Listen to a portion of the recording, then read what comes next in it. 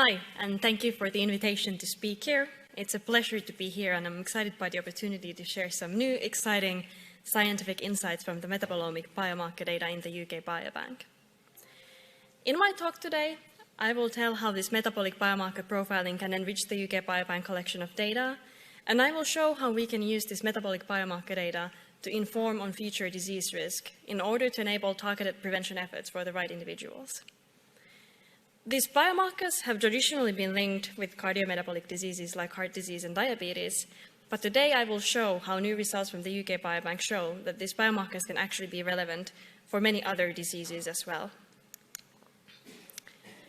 Nightingale Health has developed a blood biomarker profiling platform that provides an affordable analysis of diverse metabolic functions from a single blood sample.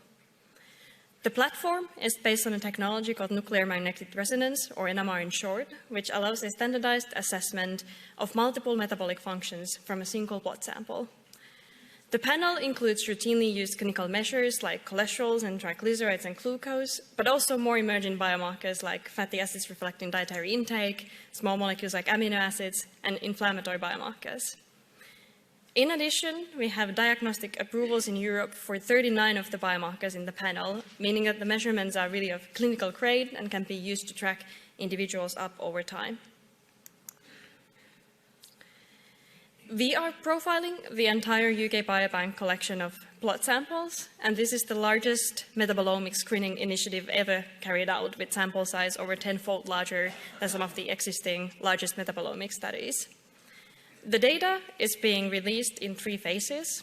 The first tranche of data for a bit over 100,000 samples was released to the researchers last year and is now available for researchers to download and use in the UK Biobank. And the next tranche of data, extending the biomarker coverage for 300,000 individuals in total, is expected to come mid-next year.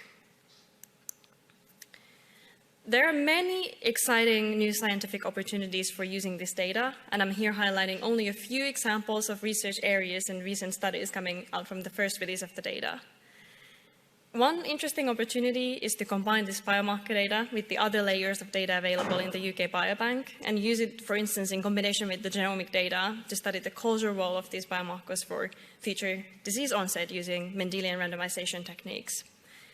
Or another interesting example to use this with the genomic data is to look at genomic variants that might mimic the effects of novel or known drug targets to study the metabolomic effects of potential drug targets.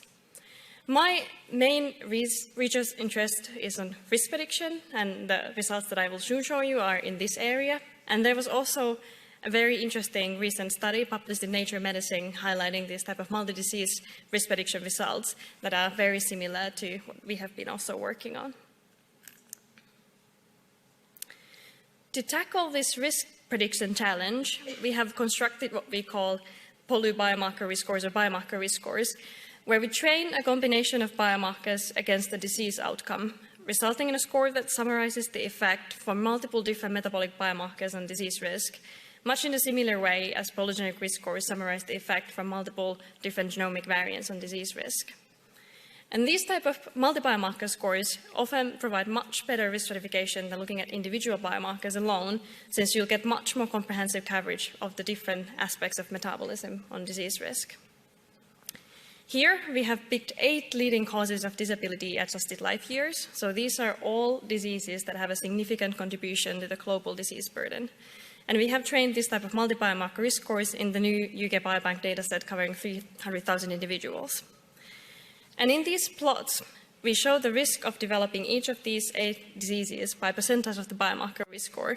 So you can see that as you move to higher levels of the biomarker risk score, you observe significantly increased risk of these diseases.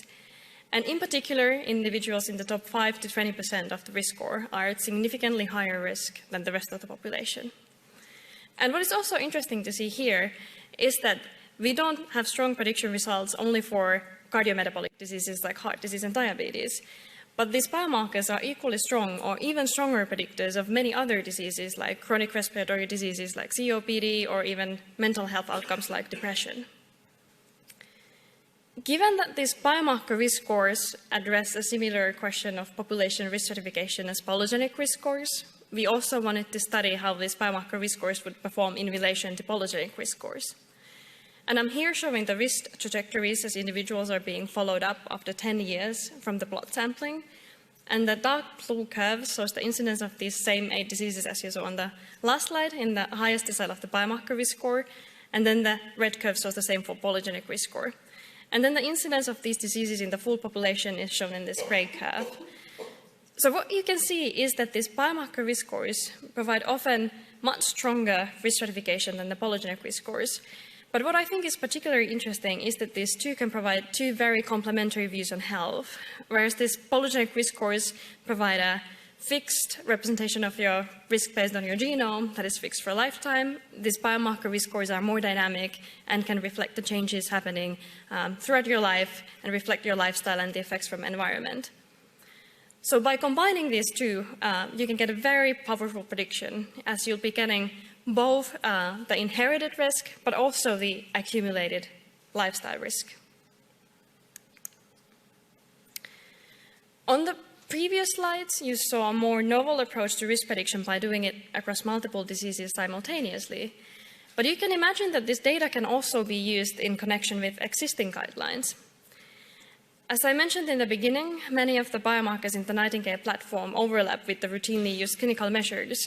So this means that you can directly take, for instance, the cholesterol measurements and plug them into Q-risk to estimate cardiovascular disease risk, which is this nice approved score for estimating CVD risk based on your family history and BMI and cholesterol measurements, etc.